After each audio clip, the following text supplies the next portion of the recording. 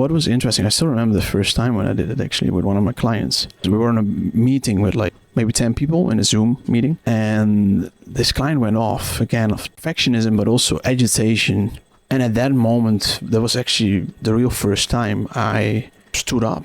Well, not physically, but I stopped him in that moment. Because you could see like on the Zoom, maybe you also have that happen before. In a Zoom room, there's so many people thinking a certain way, but we're not talking about it. But that moment I stood up when he again went off on a tantrum about how things needed to be changed and need to be better and need to be bolder and stronger and la la la, I was like, okay, hey, sir, I just want to mention one thing.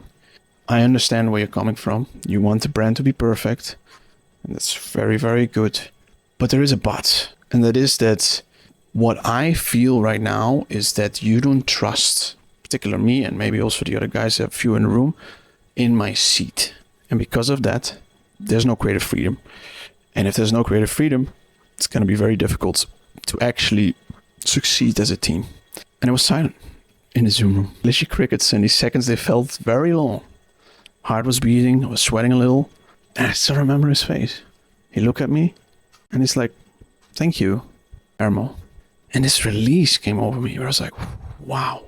And I could see in his face that at that moment he realized that something wasn't correct how he operated. So he needed this.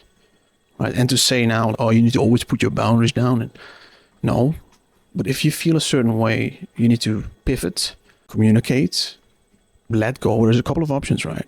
And at that moment, I needed to stand up. I needed to share maybe my needs and wants, and I did. And since that moment, the relationship completely changed.